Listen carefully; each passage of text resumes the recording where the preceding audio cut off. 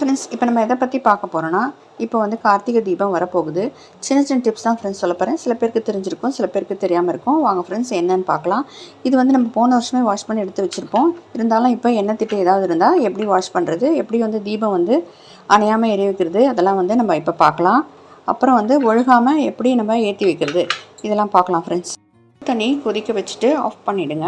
வந்து washing liquid வந்து ஒரு 1/2 ஸ்பூன் வந்து விட்டுருக்கேன். இது வந்து ஒரு 20 மினிட்ஸ் இல்லைனா வந்து ஒரு 1/2 hour வந்து அப்படியே இருக்கட்டும்.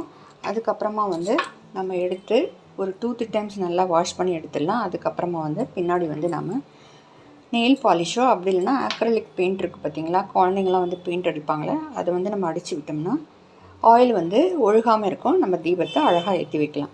பாருங்கள், சூப்பராக க்ளீன் ஆகிடுச்சு. கொஞ்சம் வந்து ஸ்க்ரப் பண்ணி அப்படியே வந்து அலம்பி எடுத்துக்கோங்க. பாருங்கள், சூப்பராக க்ளீன் ஆகிடுச்சு. இதை வந்து நல்லா தொடச்சி எடுத்துகிட்டு அதுக்கப்புறமா வந்து இந்த நெயில் பாலிஷை பின்னாடி அடிக்கலாம். போன தரம் அடித்தது அப்படியே இருக்குது பாருங்கள். எல்லாம் சூப்பராக தொடச்சி எடுத்து வச்சாச்சு. இது பாருங்கள், ஒரு 5 விளக்கு மட்டும் எடுத்துப்போம். 5 விளக்காவது தீபம் ஏற்றுறதுக்கு வாங்கணும்னு சொல்லுவாங்க. முடிஞ்சால் வாங்கிக்கோங்க. அப்படி இல்லைன்னா பித்தளையில் விற்கிது ஃப்ரெண்ட்ஸ். பித்தளையில் இதே மாதிரி விற்கிது. இது நம்ம வாங்கி வச்சுக்கிட்டோம்னா வருஷம் வருஷம் நம்ம அந்த விளக்கை ஏற்றலாம்.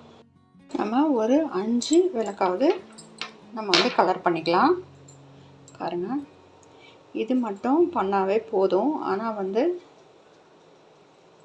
நம்ம வந்து ஃபுல்லாக பண்ணோம்னா வச்சுக்கோங்க, அழகாக கலர்ஃபுல்லாக இருக்கும். ஃப்ரெண்ட்ஸ், எல்லாத்துலேயும் வந்து கலர் பண்ணியாச்சு. சூப்பராக ரெடி ஆகிடுச்சு. பாருங்கள், இதில் வந்து நம்ம மஞ்சள் குங்குமம் தீபத்தை ஏற்றிடுவோம். விளக்கில் மஞ்சள் சந்தன குங்குமம் இட்டுக்கோங்க. விளக்கில் ஆயில் வந்து விட்டுக்கலாம்.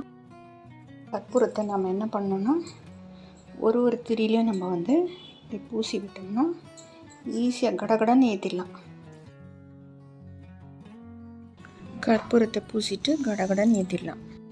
அதே மாதிரி ஒரு பாத்திரத்தில் கிண்ணத்தில் ஆயில் விட்டு திரியை போட்டு வச்சிட்டோம்னா சீக்கிரமாக ஏற்றிடலாம். அதே மாதிரி தீபம் வந்து காற்றுல அணையாமல் இருக்க பிஸ்லரி பாட்டில் இருக்குது பார்த்திங்களா, அதை எடுத்து நம்ம கட் பண்ணிவிட்டு நம்ம வெளியே தீபத்தை ஏற்றும் போது அது மேலே நம்ம வச்சிட்டோம்னா அணையாமல் தீபம் எரியும். அதே மாதிரி கார்த்திகை தீபத்தன்னைக்கு காலையிலே வந்து விளக்கெல்லாம் தண்ணியில் போட்டு கொஞ்ச நேரம் போட்டு எடுத்து வச்சிட்டிங்கன்னா நாம் வந்து ஏற்றும் போது அவ்வளோவா எண்ணெய் இழுக்காது.